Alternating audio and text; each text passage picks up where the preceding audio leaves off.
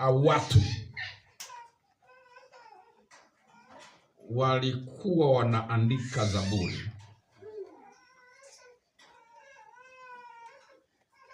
Watu hawa waliandika Zaburi ya sura 84, wakaandika na 85. Wanaitwa wana wa Kora. Hawa wana wa Kora ni moja ya masalia. Usifikiri waliisha wote. Kuna Kora, hema yake na vitu vyote vilizama ndani ya ardhi siku Musa alipokasirika. Lakini ukiendelea kufuatilia maandiko na masimulizi, utagundua kulikuwa na waliobaki. Na Kora alikuwa wa kabila ya Lawi, alikuwa ni Mlawi. Na Walawi ndio walifanya kazi za huduma ya nyumbani mwa Bwana, kwenye hema na kadhalika. Nyakati za Daudi, miongoni mwao walikuwa ndio waimbaji, walikuwa naitwa wana wa Asaf. Lakini pia ilitokea pia kwamba sikukumbuka kufanya study nijue hiki kilikuwa kipindi kipi wakati hao wanaandika hii Zaburi. Lakini walioandika ni Walawi wanaochimbuka kwenye uzao wa Kora. Kora yule mkorofi, yule aliyemsumbua Musa. Bwana Yesu asifiwe sana. Haleluya, haleluya. Amen.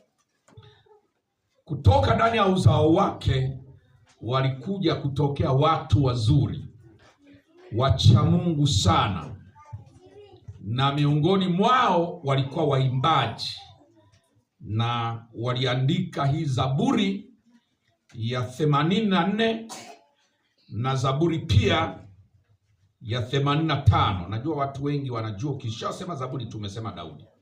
Watu wengine hawahitaji kujisumbua hata kutafuta, wanasema akishasoma Zaburi anaanza Daudi akasema. Bwana Yesu asifiwe. Kumbe nyingine si za Daudi. Bwana Yesu Kristo asifiwe. Haleluya. Wana hawa wa Kora ndio walioandika Zaburi ya 84 na Zaburi ya 85. Katika Zaburi ya 84 walikuwa nazungumzia tofauti ya nguvu alionayo mcha Mungu na nguvu alionayo asiyemcha Mungu.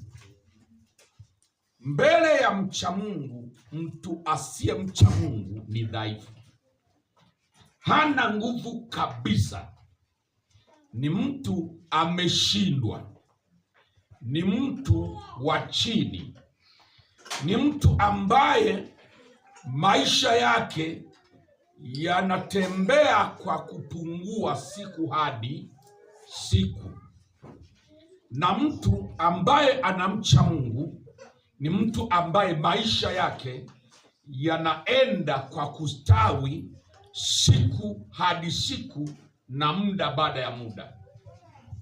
Wale mnaosoma Biblia mnakumbuka wakati Daudi akiwa ndio ana miaka yake ile ya awali ya kutawala Israeli, mwandishi aliandika komenti moja nikaipenda, akasema nyumba ya Daudi ikazidi kustawi na nyumba ya Sauli ikazidi kudhoofika.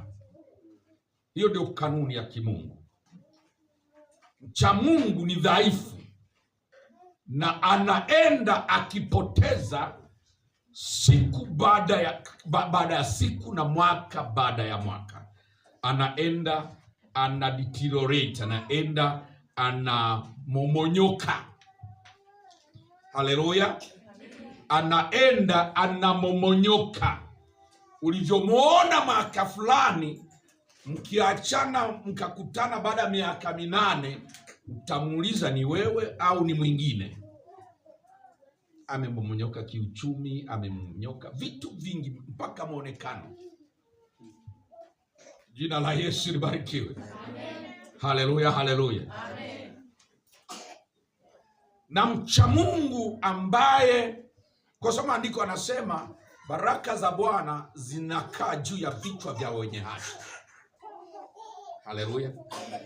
Yaani mwenye haki ukifikiri wewe sasa mimi naona na kumudu na kuondoa hapa na kupeleka mahali fulani, baraka inaenda kichwani. Yaani hapo ulipomuondoa ndio panabaki na kule alikokwenda panaanza kubarikiwa tena. Amen. Maandiko yanasema katika Zaburi ya 84 kwamba huyu mtu hata akipita kwenye bonde la vilio. Bonde la vilio ni sawa sana, nafikiri alisema Daudi kwenye sura 23, bonde la uvuli wa mauti. Inasema mtu huyu ambaye nguvu zake zinatoka kwa Mungu, hata kipita katika bonde la vilio linaanza kugeuka kuwa chemchemi, na mvua ya vuli hulivika baraka. Haleluya. Akipita kwenye bonde ambalo kila harufu ni mauti, ukipita pale unasikia kufa. Kila kitu kilichoko pale kinafanana na kufa. Niliwahi kwenda Israeli nikaelewa maana yake. Siku moja tuna miji ya Bethlehem na Yerusalemu imeungana. Enza kina Daudi ilikuwa ni miji iko mbali, lakini miji inakuwa sasa Bethlehem na Yerusalemu zimeungana. Kwa hiyo kutenganisha Bethlehem na Israeli na Yerusalemu, wamejenga ukuta mkubwa. Na sababu za kujenga ukuta ni kwa sababu upande mmoja unakaliwa na mamlaka ya Kipalestina na upande wa pili unakaliwa na serikali ya Israeli. Mamlaka ni ya Israeli. Huku Bethlehem ni mamlaka ya Kipalestina, ndiyo inasimamia kule Bethlehem, wanaishi wa Palestina. Huku upande wa Yerusalemu ni Israeli. Sasa pako hivi, mnatoka Yerusalemu mnaingia Bethlehem kwa kupitia kwenye lango, ambapo ukaguzi ni mkubwa, kama vile tu mtu anatoka nchi moja kwenda nchi nyingine kwenye lile lango. Huku napotokea ni pazuri, kila kitu ni kizuri, kwanza paka na miti ni mizuri,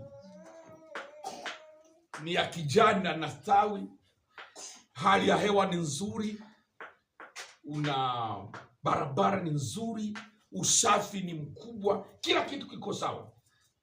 Unamaliza kupita ndani ya lile lango, unaenda upande wa pili, cha kwanza kinakudaka ni harufu ya mikojo.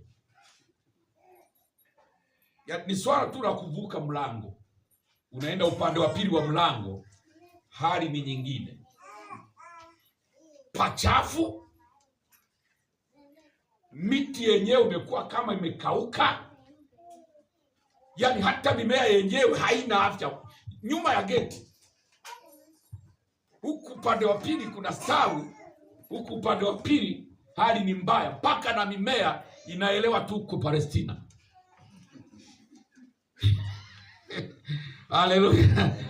Mimea ya upande wa pili inajisikia salama, tuko Israeli. Mimea ya upande wa pili wa ukuta nayo inasafa, inaelewa tuko Palestina. Bwana Yesu asifiwe sana. Kwa hiyo anasema hata akipita kwenye bonde la vilio, lile bonde lenyewe linaanza kuvaa baraka, linaanza kugeuka kuwa chemchemi. Halafu baraka yake inaanza kuvuta mvua ya vuli. Mvua ya baraka inaanza kunyesha na inaanza kulivika baraka. Wale tunaofahamiana na Evodi na wengine wanakumbuka kuna mahali tulitoka, tukaenda mahali fulani. Sasa ukipalinganisha pale tulipoenda ndio pazuri zaidi haleluya, kuliko tulipotoka, kwa sababu baraka inatembea juu ya kichwa. Baraka haikai eneo, baraka inakaa kwa mtu.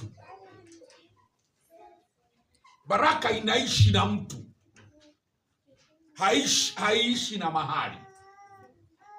Ila watu wakiwa na baraka wanaweza kusababisha mahali walipo pakaonekana pamebarikiwa.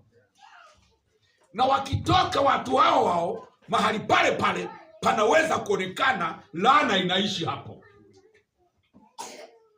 Haleluya. Kwa sababu siku zote baraka inakaa juu ya vichwa vya watu. Takuelewa jambo hilo, kama tabahatika kukutana na Lutu popote alipo. Maana tujui yuko wapi. Mimi sijui Lutu yuko mbinguni au yuko wapi. Bwana Yesu. Haleluya. Hata wanaosema waliai kufika mbinguni, kuna watu wanasema nilifika mbinguni nikamwona Ibrahimu. Hakuna mtu ameshai kuja akasema nilimwona Lutu. Si Lutu anajulikana huko. Bwana Yesu asifiwe sana. Kama kuna siku tajaliwa bahati ukutane na Lutu, muulize hivi panapobarikiwa ni mahali au ni mtu? Atakwambia ni mtu. Maana walihitirafiana na mzee Ibrahimu kwa sababu ya maeneo ya kuchungia mifugo yao. Ibrahimu akatoa wazo akasema, sasa wewe Bwana, chagua unapopapenda. Ukienda mashariki mimi nitabaki magharibi. Au ukienda magharibi mimi nitaenda mashariki. Lutu akaangalia maeneo. Hakujua baraka zinakaaga wapi. Akadhani baraka zinakaa kwenye maeneo. Akaangalia bonde moja linaitwa Sodoma na Gomora. Wakati huo ni zuri. Ni bonde la Yordani, bonde la mto. Lina kila kitu kizuri, paka na mimea na miti mizuri. Kila kitu ni kizuri, malicho ni mengi ya kutosha. Haleluya.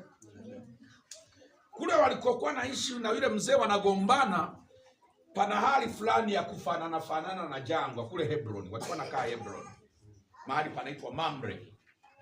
Wakati huo palikuwa panaitwa Mamre. Walikuwa naishi hapo Hebron. Hebron panafanania kama pana karibia kuwa na kajangwa fulani. Lutu akasema, jamani kuna watu wananifuatilia? Amen.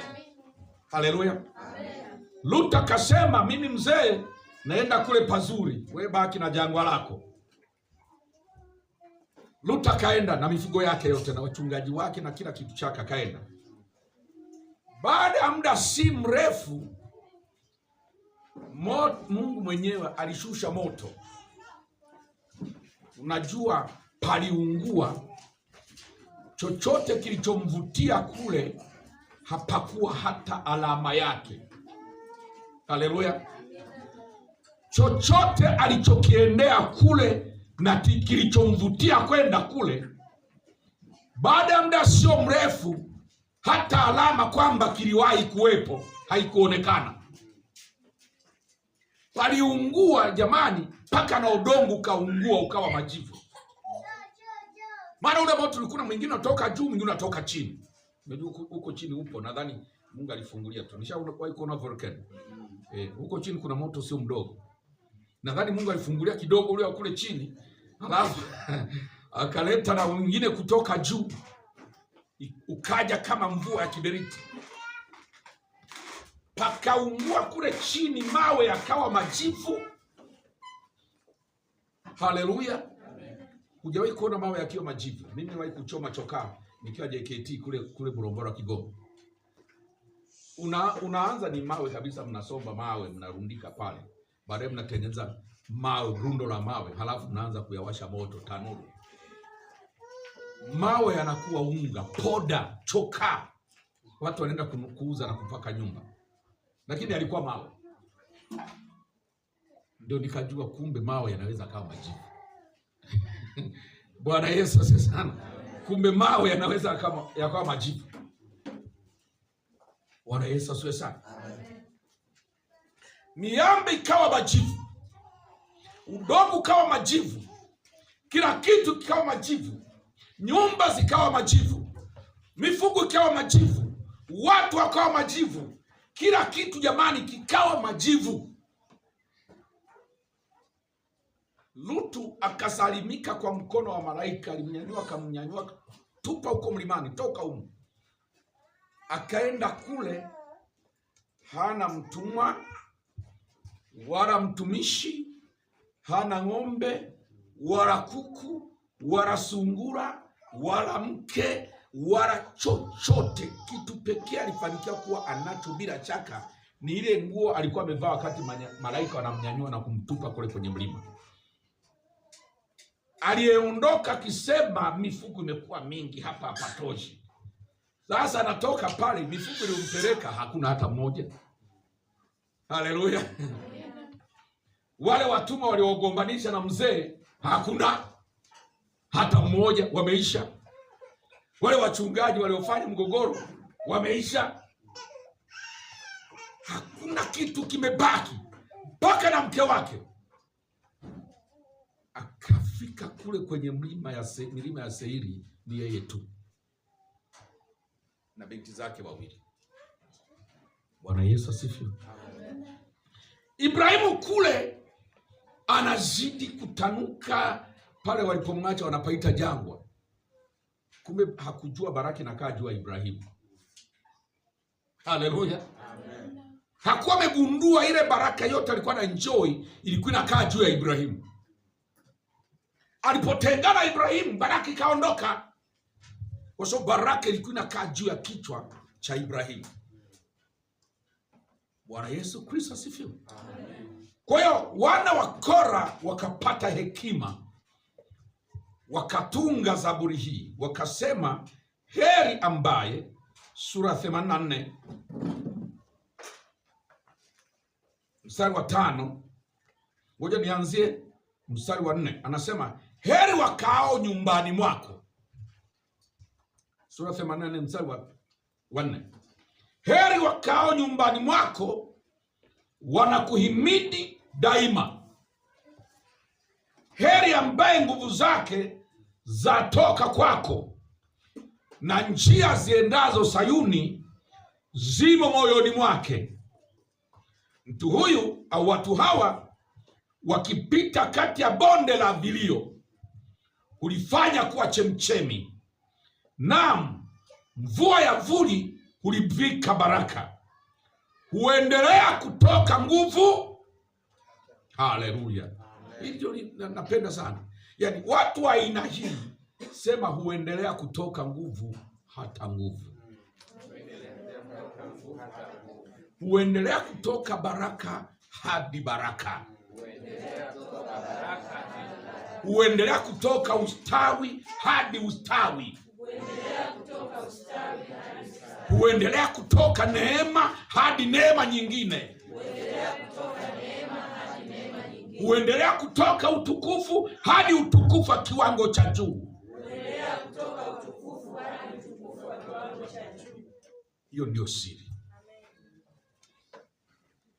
Hawaendi wanadhofika, wanaenda wananeemeka. Kuneemeka kwao hakuna ukomo. Kuneemeka kwao kunakuwa endelevu, kunakuwa hakuna ukomo. Na mimi nawaomba katika jina la Bwana Yesu, jiungamanishe na neema hii katika jina la Yesu. Kila mmoja maisha yake yaunganishe na neema hii. Neema hii siri yake ni inasema ni kukaa nyumbani mwa Mungu na kumuhimidi daima. Haleluya. Amen. Heri wakao nyumbani mwa Mungu, wasiondoke. Ambia jirani yako, usiondoke nyumbani mwa Mungu.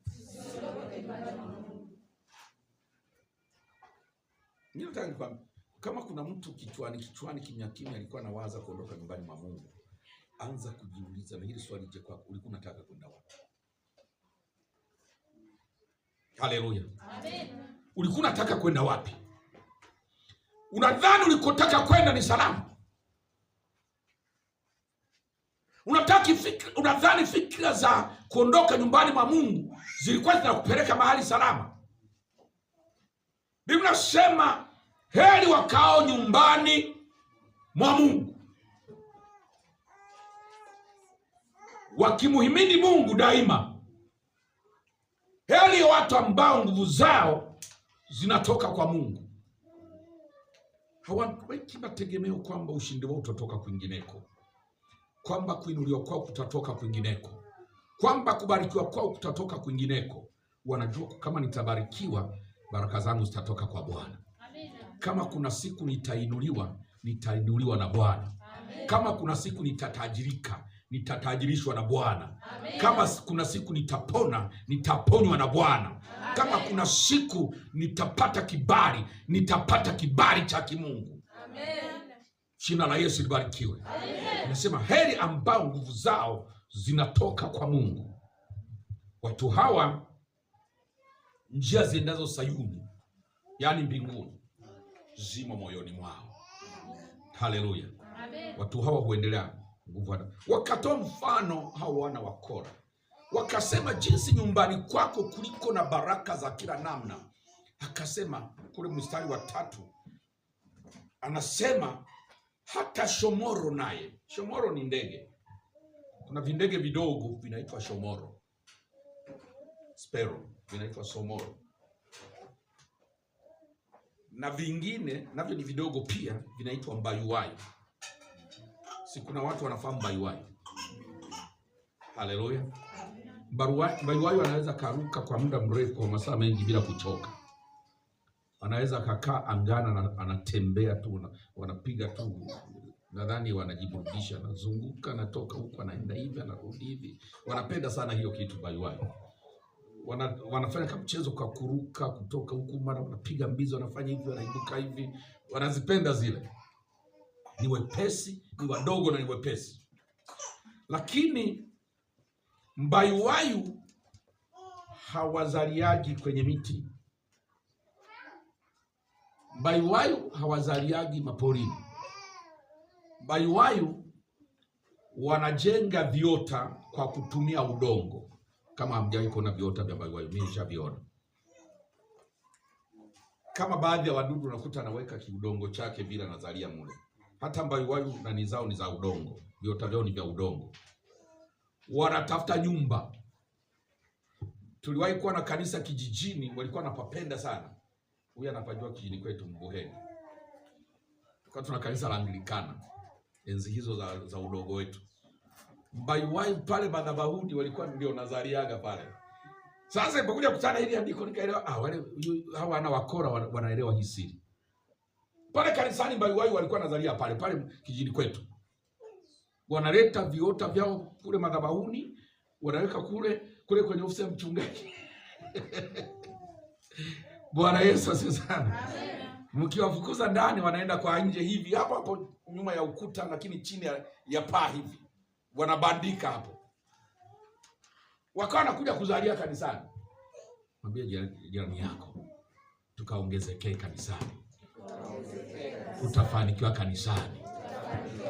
Kila kitu tufanyie kanisani. Haleluya, haleluya. Jina la Yesu libarikiwe.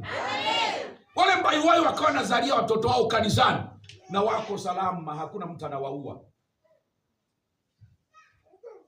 Wanaelewa ukienda kuzalia kwenye madhabahu, anasema hivi, shomoro naye ameona nyumba na mbayuwayu amejipatia kioto alipoweka makinda yake kwenye madhabahu zako, Bwana.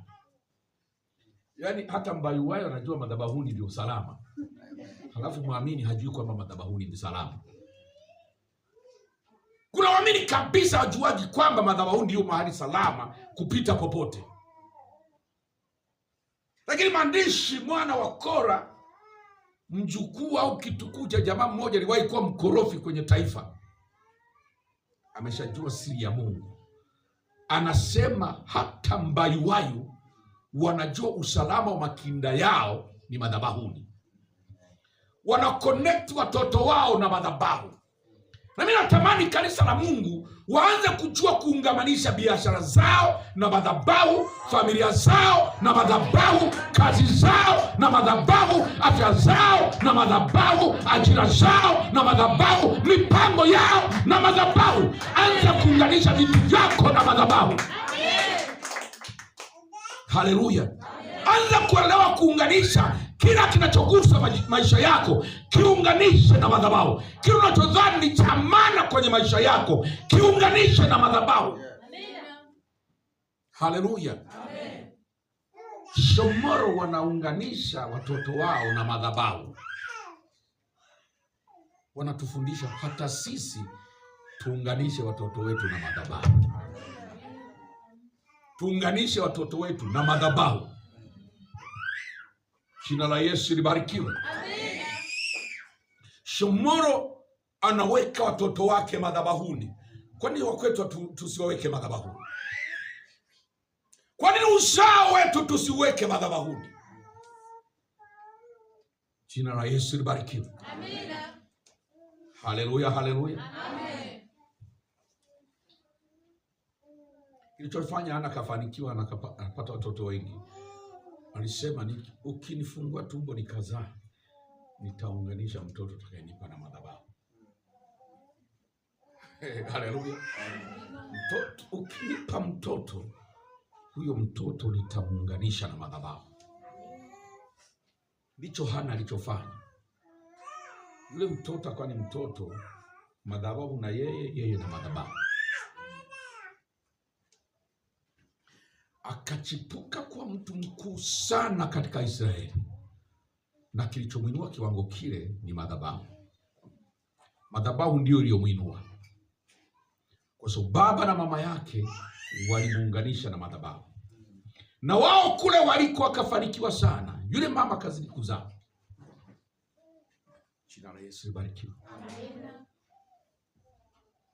Wakawa na mtoto nabii wa Bwana. Haleluya, haleluya. Amen. 85 wana wa Kora wanaendelea kuandika. Wakati huo walikuwa wanaongelea, nimesema sikufanya study, nilisahau kusoma zaidi nielewe kipindi hiki kilikuwa kipindi kipi. Lakini Victoria, sio kama naweza kujua. Haleluya. Lakini kinaonekana kipindi taifa lilikuwa linatoka kwenye uteka katika nyakati mojawapo ambapo waliwahi kupigwa wakachukuliwa mateka kwenda nchi zingine. Haleluya. Sasa sijui ni ile ya Babeli au ni nyingine. Bwana Yesu asifiwe sana. Katika hiyo hali taifa likamwomba Mungu. Watu wakamwomba Mungu awarudie. Wana wa Kora wakaanza kuona majibu ya kimungu yanaanza kutokea. Nguvu ya uteka inaanza kuachilia na watu wanaanza kurudi. Haleluya. Wakaandika maneno yafuatayo. Wakasema, Bwana, umeiridhia nchi yako, umewarejeza mateka wa Yakobo, umeusamehe uovu wa watu wako, umezisitiri hatia zao zote, umeiondoa ghadhabu yako, umerudi na kuacha ukali wa hasira yako. Mungu wa wokovu wetu, uturudishe. Mwambie Mungu, nirudishe. Unajua kuna mahali hata wewe mwenyewe ukijishuhudia unaelewa kwamba kuna mahali nilikuwa. Kiroho kila mmoja akijitathmini, aliyepoteza nafasi anaelewa mahali alipokuwa. Aliyepoteza kusikia sauti ya Mungu anaelewa mahali alipokuwa. Aliyepoteza mafuta ya kihuduma, alivyokuwa sivyo alivyo, anaelewa mahali alipokuwa. Aliyepoteza baraka kwenye maisha ya siku kwa siku, sasa hivi anaishi kwa msumbufu, anapata kitu kidogo kwa mahangaiko mengi. Anaelewa pia mahali alikuwa, ambaye alikuwa na kibali na kubalika na watu kila mahali. Sasa hivi ameanza kuwa kama amepakwa mkosi, kama wao huko nje wanavyoita, naye anaelewa kuna mahali nilikuwa. Jina la Yesu libarikiwe. Lakini umefika wakati mtu aseme, Mungu unirudishe. Unirudishe. Sema, Mungu unirudishe. Na mimi nataka Roho Mtakatifu anikumbusha jambo. Kama unaweza, tukimaliza ibada hii, tenga siku chache, hata 3, uziweke wakfu kwa maombi.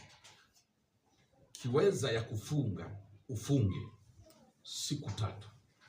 Ombi lako liwe kusema, Mungu nirudishe. Kuna mahali nilikuwa natamani kuparudia tena. Kuna neema ilikuwa juu yangu natamani kuirudia tena. Kuna nguvu nilikuwa nayo natamani kuirudia tena. Kuna baraka nilikuwa natembea ndani mwake natamani kuirudia tena. Uende mbele za Mungu na ombi moja tu, hata siku 3, umwambie Bwana nirudishe. Matokeo yatakuwa sio ya kawaida. Najua kama mtafanya wiki hii, Jumapili hapa kutakuwa na shuhuda sio za kawaida. Hapa kwenye hii madhabahu kutakuwa na shuhuda ambazo si za kawaida. Nenda kwa Mungu, mwambie nirudishe. Sikuwa hivi, Mungu nirudishe. Maisha yangu hayakuwa haya, Mungu naomba nirudishe. Kuna mahali nilikuwa sasa sipo, Mungu naomba nirudishe. Wewe mwambie nirudishe. Nilikuwa sihangaiki hivi, Mungu nirudishe. Haleluya. Nilikuwa siumii hivi, Mungu nirudishe. Nilikuwa sina mikosi ya namna hii, naomba Mungu nirudishe. Nilikuwa situmiki namna hii, huduma yangu haikuwa hivi, Mungu naomba nirudishe. Aina yangu ya kuomba haikuwa hii, naomba Mungu nirudishe. Sikuwa naomba hivi, sikuwa naabudu hivi, sikuwa natoa hivi. Mimi huu sio utoaji wangu, mimi sikuwa natoa hivi. Mungu nirudishe, Mungu nirudishe. Nenda chukua siku 3 uombe ombi la kusema Mungu nirudishe. Na hakika kama mtaweza kufanya wiki hii, Jumapili shuhuda za hapa zitakuwa za kutisha.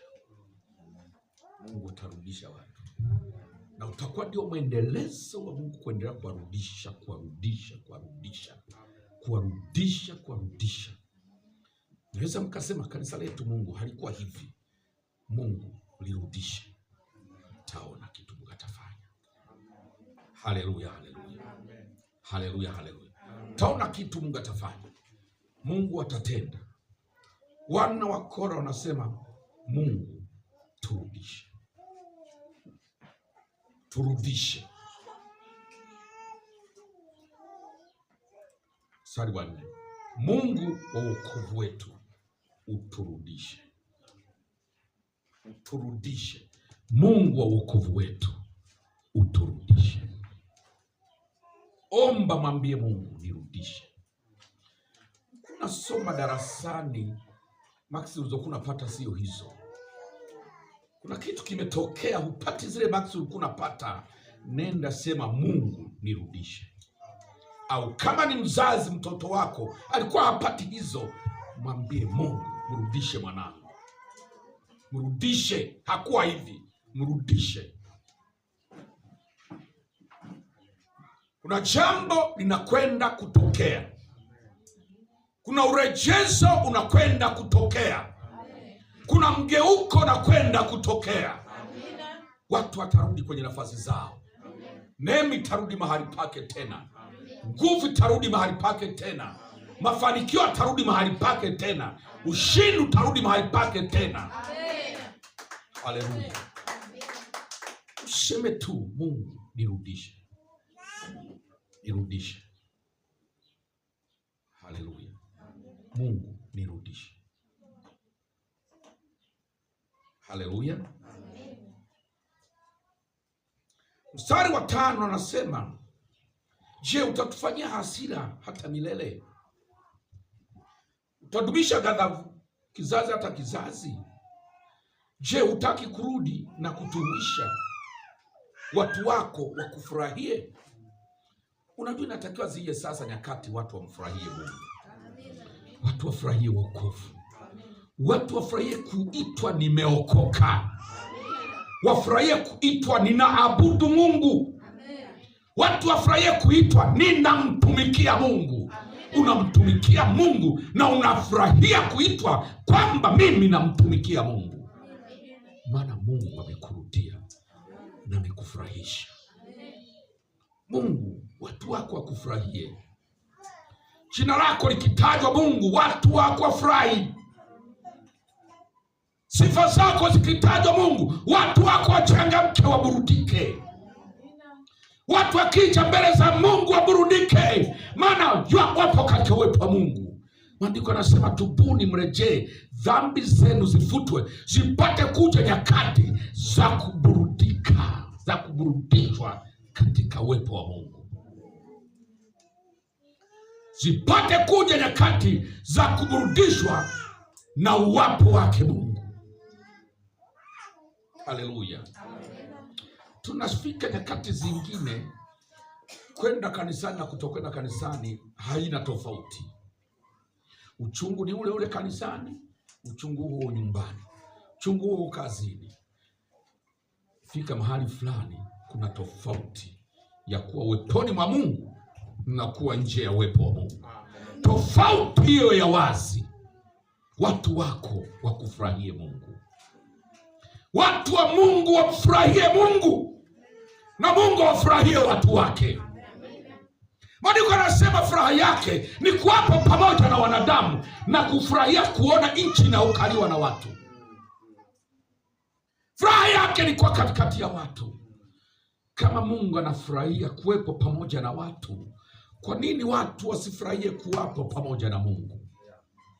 Kwa nini watu wasiburudike kwa kuwa pamoja na Mungu?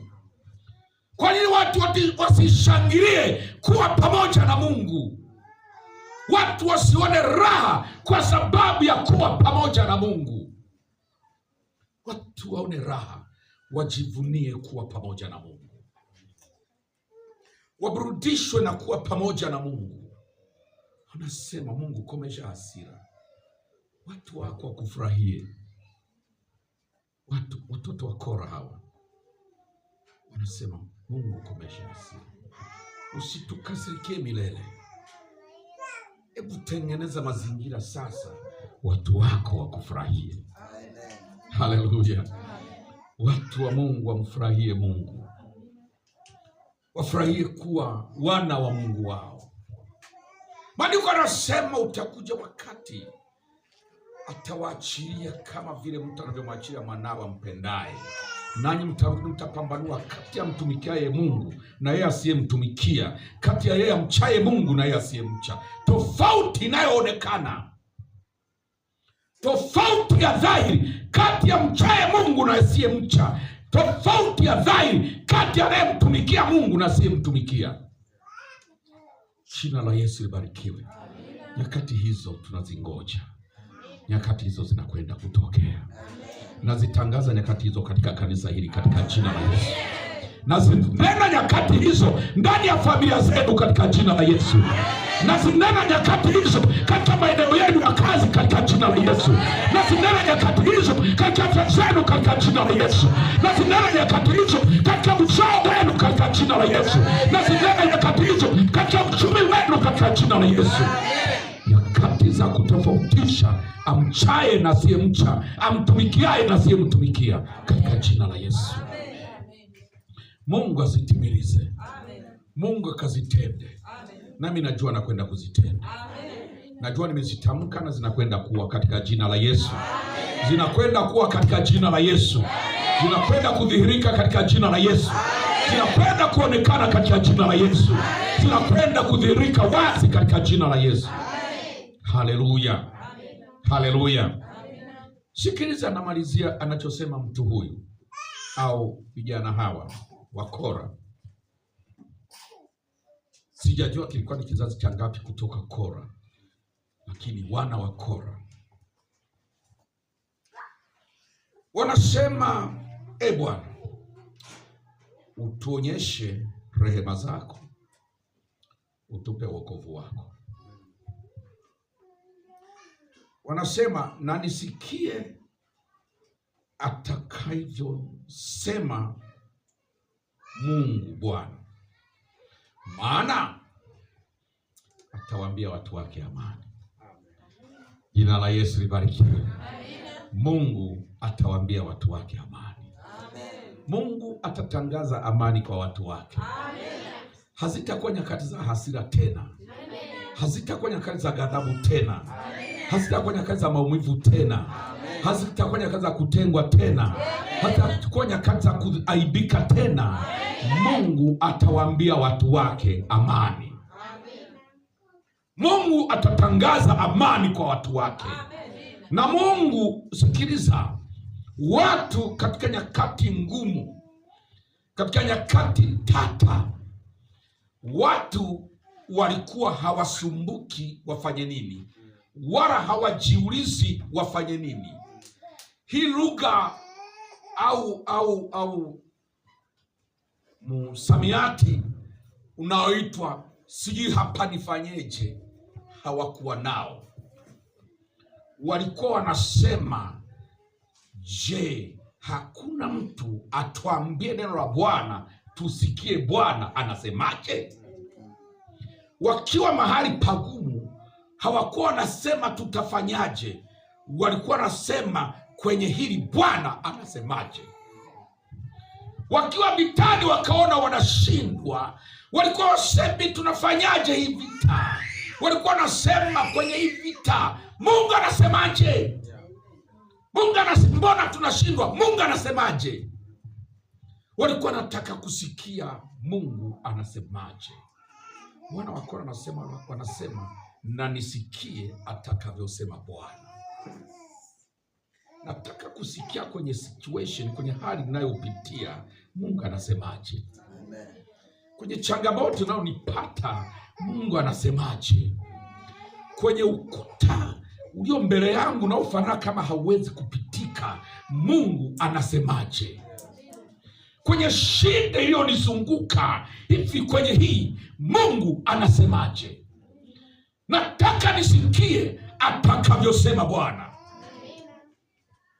Walikwenda vitani siku moja, wameungana wafalme watatu, wawili wa Israeli na ndugu yao wa Moabu. Moabu ni ndugu yao kwa sababu Moabu ni uzao wa Lutu.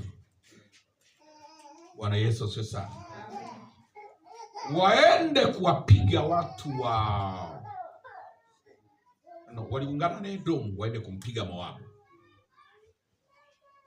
Edomu ni ndugu yake na Yakobo, kwa sababu Edomu ni Esau. Haleluya. Kwa majeshi mawili ya Israeli, yani jeshi la Yuda na jeshi la Israeli ya Samaria, wakaungana na ndugu yao Esau kule Edomu waende wampige Moabu, kwa sababu Moabu amekataa kuleta kodi kwa Israeli. Bwana Yesu sasa ameasi. Bwana Yesu asifiwe. Amen. Wakaenda kwenye vita, wakatumbukia kwenye jangwa, wakakosa maji kabisa siku 7 mfululizo. Hakuna maji ya kunywa kwa askari wala kwa farasi zao. Kila kitu kadhofika, kuanzia maaskari na hata farasi. Farasi yalikuwa ndio magari ya vita. Kwa farasi akinywa maji ndio kama gari umeliwekea petroli au dizeli, shughuli endelee. Au kama ni ndege basi umeiwekea mafuta yake, shughuli endelee. Kwa hiyo magari yao ya vita ambayo ni farasi yamekosa mafuta, hayaendi. Maaskari wamekosa maji, nao hawana nguvu za kupigana vita. Wakakaa wafalme watatu, mfalme wa Israeli na wa Yuda na wa Edomu, wanashauriana. Wale wengine wasiomjua Mungu vizuri, yule wa Israeli na wa Edomu, wakasema tumeisha. Mungu ametuleta wafalme wote watatu tuangamie katika mikono ya Moabu. Wayuda ana mwanga wa Mungu, akasema hapana, hatujaisha bado. Ni kwa sababu hatujasikia Bwana anasemaje. Tutafute kusikia Mungu anasemaje. Akawauliza, tunakufa kwani hakuna mtu ana neno la Bwana? Nataka niwaambie, akitokea mtu katikati yenu ana neno la Bwana, hamfi. Kulikuwa na laana na kuja juu yenu. Akitokea katikati yenu ana neno la Bwana, laana haitawapata. Mlikuwa mfilisike kazi zenu zote. Akitokea mtu katikati yenu ana neno la Bwana, hamtafilisika. Ndoa zenu zikuwa zivunjike. Akitokea mtu katikati yenu ana neno la Bwana, hazitavunjika. Jina la Yesu libarikiwe. Huduma ilikuwa ife. Akitokea mtu katikati yenu ana neno la Bwana, huduma haitakufa. Haiwezi kufa. Haleluya. Labda kama mtapuuza neno la Bwana, labda kama mtapuuza neno la Bwana. Lakini hata kama ilikuwa ni mauti iko mbele ya macho yako, akitokea mtu mbele yako ana neno la Bwana, hautakufa. Hautakufa. Jina la Yesu libarikiwe. Yehoshafati akasema, kwa nini mnasema tunakufa? Kwani hakuna mtu ana neno la Bwana? Maana akitokea mtu ana neno la Mungu hatufi. Akitokea mtu ana neno la Mungu hatutakufa. Jina la Yesu libarikiwe. Wakasema yuko Elisha mwana wa Shafati aliyekuwa akimimina maji kwenye mikono ya Elia. Yehoshafati aliposikia hivyo akachangamka, matumaini akafufuka, akasema huyo neno la Mungu analo. Huyo neno la Mungu analo. Haraka akamita Elisha. Elisha akaja, wakamwambia, tumekuita, tuko vitani hapa na tumefika eneo tata, njia panda, tunahitaji neno la Mungu. Tunashindwa kwa sababu tunabahatisha. Unafika njia panda, unajichagulia mwenyewe ya kupita na nyingine na kupoteza. Lakini neno la Mungu litakwambia njia ya kupita. Haleluya. Walipomwona wakasema, tumekuita, tuko njia panda kwenye hii vita. Siku 7 hatujapata maji, farasi hawajapata maji, tuko njia panda, tunaweza kuvamiwa tukauawa muda wote. Tuambie Mungu anasemaje. Elisha akamtazama yule jamaa wa Israeli, alikuwa ni mtoto wa Ahabu. Akatazama yule wa Edom, akamwambia yule wa Ahabu yule, akasema, wewe kwa nini umeniita? Si ungeenda kuita vinyago vya mama yako na baba yako? Ingekuwa sio kwa sababu ya huyu Yehoshafati, hata uso wako nisingekutazama wewe. Lakini kwa sababu Yehoshafati yuko hapa. Haleluya. Sema heri ambao nguvu zao zinatoka kwa Bwana. Wanaenda neema hadi neema, baraka hadi baraka, nguvu hadi nguvu. Yaani pale waliokolewa na mtu ambaye nguvu zake zinatoka kwa Mungu. Haleluya. Akasema, nisingemkuta hapa Yehoshafati, wewe hapa nisingeutazama hata uso wako. Lakini kwa sababu nimemkuta Yehoshafati, hebu nileteni kinanda. Haleluya. Wakaleta kinanda, kikapigwa. Kinanda wakati kinapigwa, neno la Mungu likashuka. Linasema, Bwana asema hivi, pasipo na mvua wala upepo, bonde hili litajaa maji. Chimbeni mahandaki ya kutosha kwenye hili bonde, kwa sababu pasipo mvua wala upepo, bonde hili litajaa maji. Haleluya. Sasa nikwambie kwa nini hatupati. Nimesema mwanzoni, kupuuza neno la Mungu. Neno la Mungu limewapa wajibu, sio tu kwamba limeleta maji, limewapa wajibu ili maji yatokee. Kwa kupuuza kuna kuja tunapopokea neno la Mungu na mtu ametuma mtu na ana neno la Mungu kwa ajili yetu, halafu tunamaliza tunalipuuza. Si kama hivi nimesema mwende mkaombe siku 3. Mwingine ataondoka amepuuza, halafu atasema neno la Mungu halikufanya kazi. Jina la Yesu libarikiwe. Amen. Jina la Yesu libarikiwe. Amen. Haleluya, haleluya. Amina. Wangepuuza kwa sababu kila neno la Mungu linapokuja lazima likupe wajibu. Hata kiwete neno la Mungu nampa wajibu kubeba godoro lake. Yaani haponi tu uwete, neno la Mungu linamwambia beba godoro, simama. Lazima kuwe na wajibu. Kipofu linamwambia nenda kanawe Siloamu. Lazima neno likupe wajibu, na ili uone mafanikio ya neno, jifunze kutekeleza wajibu wa neno.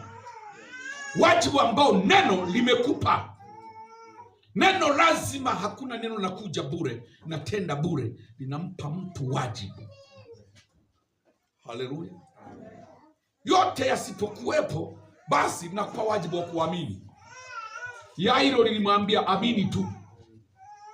Binti ameshakata roho. Haleluya.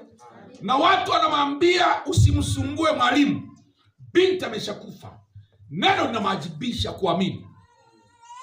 Linamwambia amini tu. Haleluya. Neno likasema amini tu. Nao ni wajibu. Neno linampa. Linamwambia amini tu.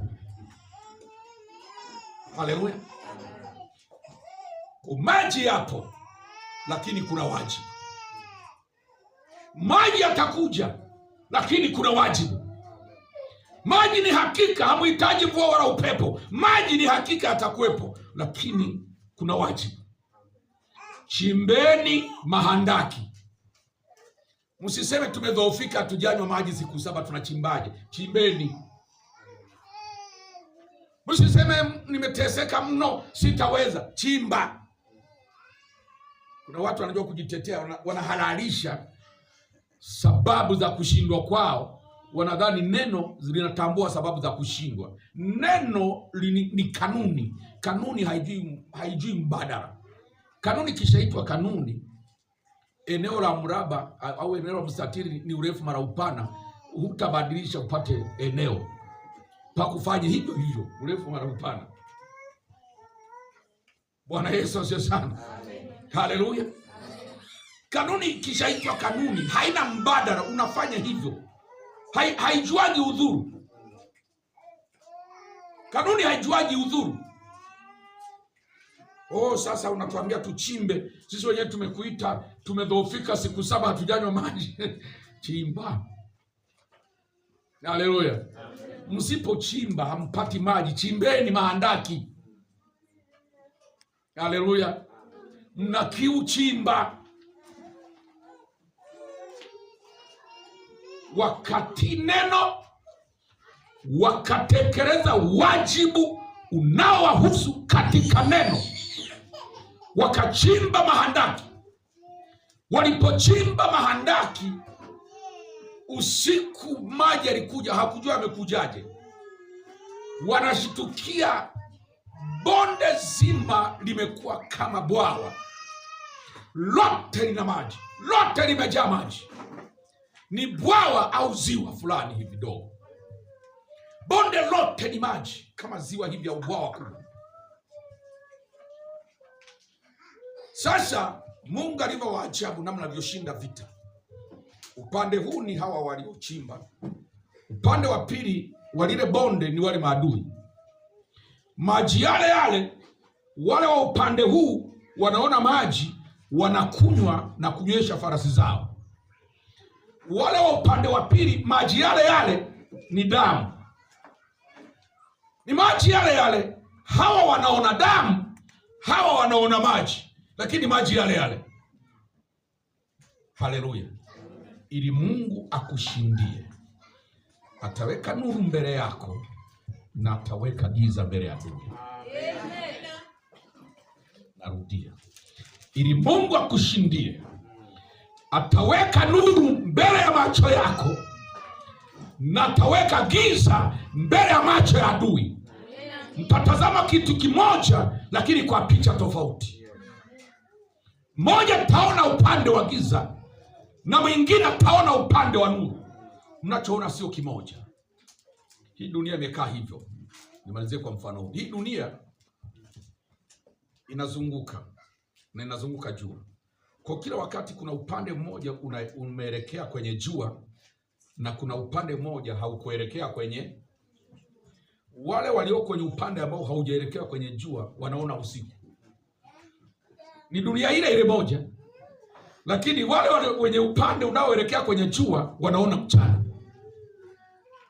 Na kwa sababu hiyo hiyo, wale ambao wako upande hauelekei jua wanasinzia,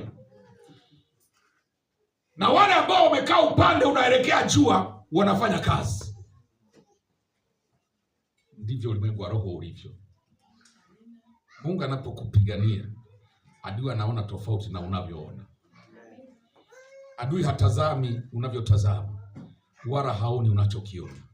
Unaona kingine na anaona kingine kwa jambo lile lile. Wamisri na Waisraeli kwenye bahari ya Shamu, upande wa Wamisri kulikuwa giza, wanachoona ni kingine, na upande wa Waisraeli walikuwa na nuru, wanachoona ni kingine. Wamisri wanakuwa gizani ndani ya bahari ile ile, na Waisraeli wanakuwa nuruni ndani ya bahari ile ile, na chini ya anga lile lile moja. Hawa wako gizani chini ya anga moja lile lile, na hawa wako nuruni chini ya anga moja lile lile. Kwa mambo wanavyoyaona hayafanani, na ili adui atushinde, anatufanya akili zetu zione kama anavyoona mambo. Wangapi wamenielewa? Narudia tena. Ili adui akuone na akushinde, akuchoshe, akukatishe tamaa, anakufanya uone mambo kwa namna ile ile ambavyo yeye anayaona. Kumbe haipasi kuwa hivyo. Unapaswa kuona namna yako kwa nuru ya Mungu, maana Mungu ametia mbele yako nuru, na yeye Mungu ameweka mbele yake giza. Yeye anaona kwa sura ya giza, wewe unapaswa kuona kwa sura ya nuru. Lakini adui akikuchenga akakushinda, anakufanya na wewe uyatazame kwa sura ile ile ya giza. Ndipo kukata tamaa kunaposhindiwa tokea, ndipo kuacha wokovu kunapotokea, ndipo kuvunjika ndoa kunapotokea, ndipo kuacha huduma kunapotokea, ndipo kunywa sumu kunapotokea, ndipo kuchukiana mtu na mwingine kunapotokea. Kwa sababu adui amekupa kuyatazama kwa sura ile ya giza. Kwa sababu Mungu amempa yeye kuyaona kutokea kwenye sura ya giza, na wewe amekupa kuyaona kutokea kwenye sura ya nuru. Unatakiwa ulinde hiyo nyakati zote, utazame mambo katika sura ya nuru, na utashinda siku zote. Nyakati zote utazame mambo katika sura ya nuru, utashinda siku zote. Utapokea mambo ya imani kutoka kwa Mungu siku zote. Tamwamini Mungu na imani yako itatenda kazi na itatoa matokeo siku zote. Haleluya. Wakasema, nisikie atakavyosema Bwana Mungu, maana atawaambia watu wake amani, na watauwa wake pia. Hakika wokovu wake u karibu na wamchao, utukufu ukae katika nchi yetu. Halafu watu hao wakapersonalize, wakafanya vitu ambavyo sisi tunaviona kama maneno na hali wakaviona kama watu. fadhili na kweli, wakazi personalize, wakasema fadhili ni effort.